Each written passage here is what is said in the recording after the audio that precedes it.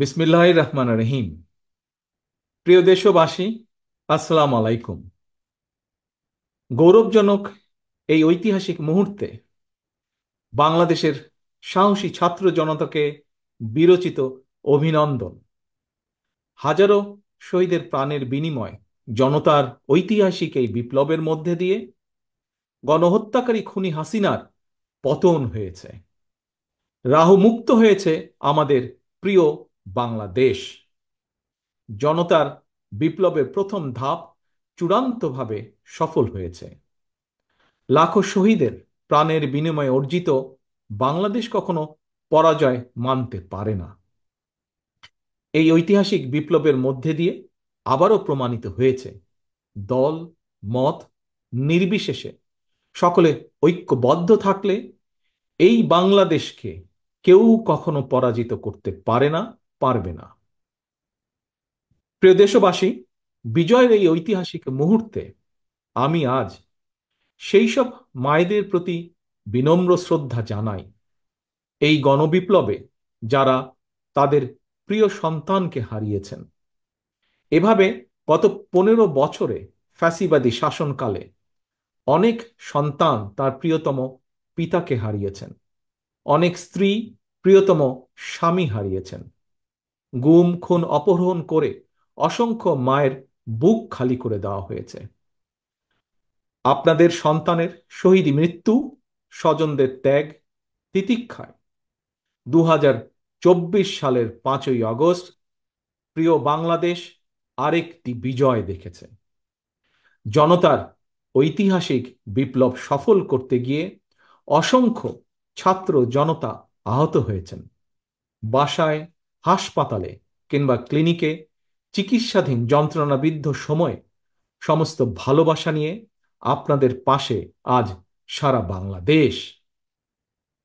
খুনি হাসিনার বিরুদ্ধে আন্দোলন করতে গিয়ে অসংখ্য মানুষ মিথ্যে মামলা ও রাজনৈতিক উদ্দেশ্য প্রণোদিত মামলায় গ্রেফতারের শিকার হয়েছেন, কারাগারে নিক্ষিপ্ত হয়েছেন। আমি অবিলম্বে তাদের বিরুদ্ধে দায় করা সকল মামলা প্রত্যাহার এবং তাদের কারামুক্তির দাবি জানাচ্ছি। একই সঙ্গে ছাত্রছাত্রীরা যাতে আবার স্বাভাবিকভাবে হলে, হোস্টেলে, ক্লাসে ফিরতে পারেন এবং পরীক্ষায় অংশ নিতে পারেন, আশা করি সেই পদক্ষেপ দ্রুত গ্রহণ করা হবে। প্রিয় দেশবাসী, দেশের 18 কোটি মানুষকে জিম্মি করে 12.5 কোটি ভোটারের ভোটের অধিকার কেড়ে নিয়ে বাংলাদেশকে তাবেদার রাষ্ট্রে পরিণত করা হয়েছিল। হত্যাকারী, গণহত্যাকারী খুনি হাসিনার পতনের মধ্যে দিয়ে জনগণ তাদের গণতন্ত্র, মানবাধিকার, লুণ্ঠিত ভোটের অধিকার পুনঃপ্রতিষ্ঠার পথ সুগম করেছে। এর মধ্যে দিয়ে জনগণের বিপ্লবের প্রথম ধাপ সফলভাবে সম্পন্ন হয়েছে।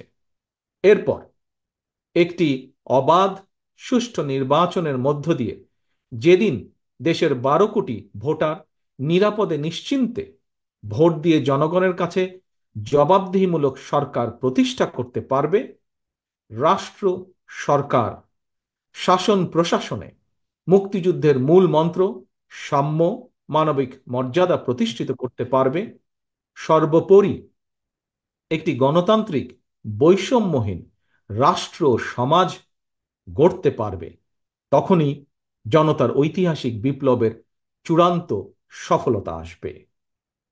প্রিয় দেশবাসী, জনতার ঐতিহাসিক বিপ্লবকে চূড়ান্ত লক্ষ্যে পৌঁছতে তাই যথাসম্ভব দ্রুততম সময়ের মধ্যে একটি অবাধ, সুষ্ঠু, নিরপেক্ষ নির্বাচনের আয়োজন করতে হবে।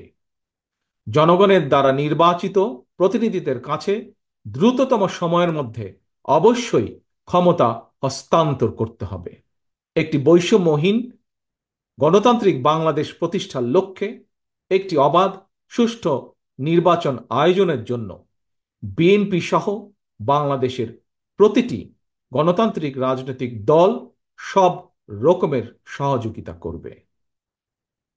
প্রিয় দেশবাসী, এবার আমি আপনাদের কাছে একটি বিনীত আহ্বান রাখতে চাই। বিজয়ীর কাছে পরাজিতরা নিরাপদ থাকলে বিজয়ের আনন্দ মহিমান্বিত হয়। সুতরাং বিজয়ের এই আনন্দঘন সময়ে রাহুমুক্তির এই ঐতিহাসিক মুহূর্ত শান্তভাবে উদযাপন করুন। অনুগ্রহ করে কেউ প্রতিশোধ কিংবা প্রতিহিংসা পরায়ণ হবেন না। কেউ নিজের হাতে দয়া করে আইন তুলে নেবেন না। অর্জিত বিজয় যাতে লক্ষ্যচ্যুত না হয় সে ব্যাপারে জনগণকে সতর্ক দৃষ্টি রাখতে হবে। 52, 71 কিংবা 90-এর মতন ছাত্র জনতা আবারও একটি বিজয়ের ইতিহাস রচনা করেছে। প্রিয় দেশবাসী, আবারও আপনাদের সকলকে বিরচিত অভিনন্দন। আল্লাহ হাফেজ। বাংলাদেশ জিন্দাবাদ। বাংলাদেশ জাতীয়তাবাদী দল জিন্দাবাদ।